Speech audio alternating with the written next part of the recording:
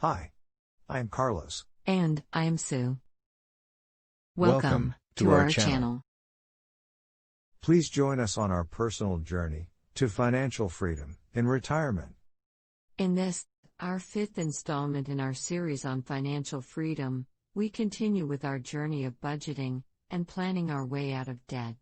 Follow our journey to financial freedom by subscribing to our channel, and please take the time to like our videos. We also really appreciate all your comments. And just to recap, in our previous videos, we explained Dave Ramsey's baby steps concept and how we were determined to make this work for us. We scraped all our resources together and managed to squirrel away an emergency fund of the equivalent, in our currency, of $1,000. We then went on the warpath to achieve the second step, using the snowball method, combined with the avalanche method, to pay off our huge debts. Budgeting and cutting back on our expenses is one way to achieve this goal. We ended our previous video, where we had realized that if we were to carry on spending the way we were, then we would never be able to conquer the enemy, debt. We then set ourselves a budget, starting with our monthly grocery spend. We realized that doing a huge once-off shop at the end of the month was not working, as we tended to overspend on things which were not essential or necessary. Also, buying items which were on a special was not a way of saving money, as we then tended to use more because there was plenty. We also covered how we managed to reduce our grocery bill, and we are happy to let you know that we are still sticking to our weekly-only shop budget.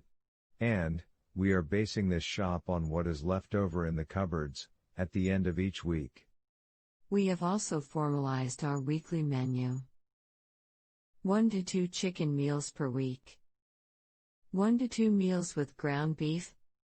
Only 1 meal with steak or chops, which Carlos loves.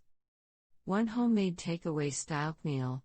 And finally, 1 cheap meal, which is either meatless, or using a cheaper form of protein, such as corned beef. By doing this, we have managed to stick to our budget, and it has not felt like we are shortchanging ourselves on our favorite foods. Before we continue, just a friendly reminder from us, please subscribe to our channel, and like our videos. Your subscriptions and likes make a huge difference, and are always greatly valued and appreciated. We also really appreciate any feedback in the comments. To continue with this, we had to make serious changes to our cost of living. Which brings us back to our budget. We captured our recurring living expenses, mortgage, utilities, groceries, which we now have managed to reduce, transport costs, medical insurance, etc. This is where we had to make some hard decisions, and either reduce, or go without, a lot of the must-have expenses. For us, it did not make sense to downgrade to a smaller, cheaper home. The property market is down and we would battle to sell our home, and then should we manage to sell, moving expenses outweighed the actual saving. We then had a closer look at various ways to reduce our other costs, like utilities and transportation costs. We again watched a lot of videos on frugal living, and used as many good tips from them as we could. So, having compiled our new, tighter budget for our regular expenses, we moved on to the other expenses, such as entertainment, clothing, etc. We also decided to greatly reduce our eating out and takeouts, for at least the next 90 days. Which isn't forever. In the past, we would spend a lot of money on takeouts, or going to a restaurant for a meal. Sometimes, more than once a week. And this all adds up.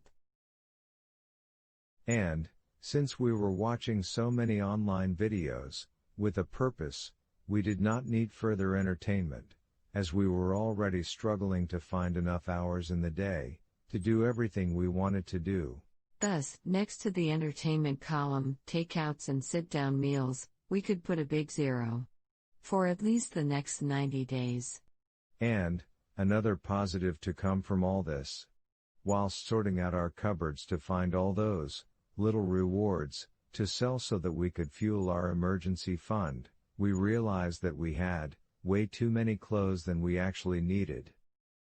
Some of these clothes had not been worn in ages, or were bought because it was on a special. We then decided that, for the next 90 days, we would not spend anything on new clothes either. Yeah. Another big, fat, zero, next to another expense column. This was actually becoming enjoyable. We could do this. Even if it was only for the next 90 days, it was totally achievable. Maybe this is part of the secret.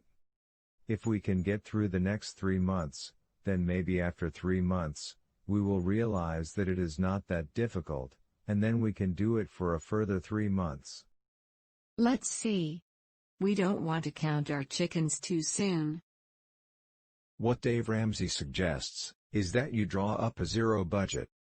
This means that there is no money left over at the end. Every cent is accounted for and allocated to something.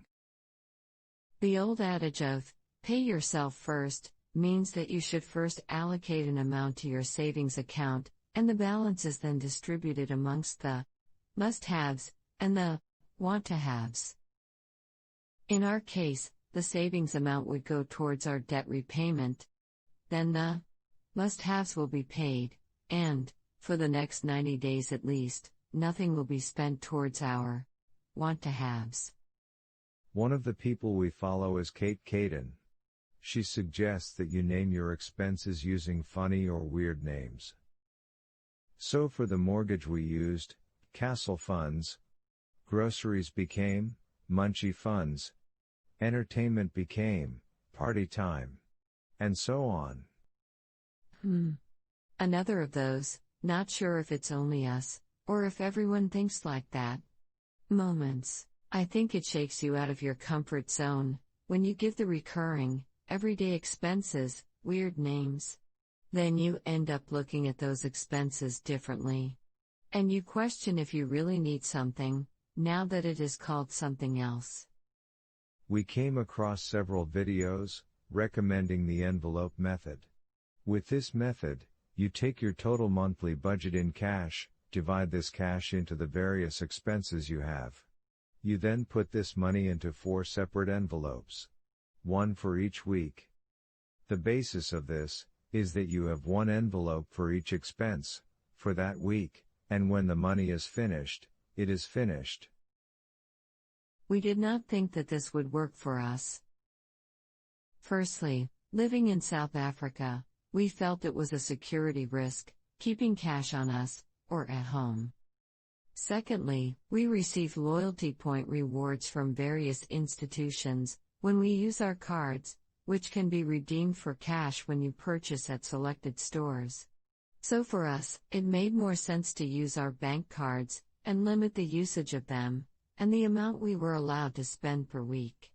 In this way, we would still receive loyalty points, which we could accumulate and use towards our grocery shop, and further reduce our expenses, and this would then, in turn, free up money, which we then could use to pay off a debt. We feel we are achieving our goals of freeing up as much money as possible to put towards our debt. It seems our new favorite game is to see how much money we can save to throw at our old enemy, debt. Join us next week on the next step of our journey to financial freedom. In the next installment, we dive into financial infidelity. Do not miss this one. Thank you for watching and sharing our pain. And our eventual victory. Don't forget to subscribe to our channel and to click on the like button. Chat later. Goodbye.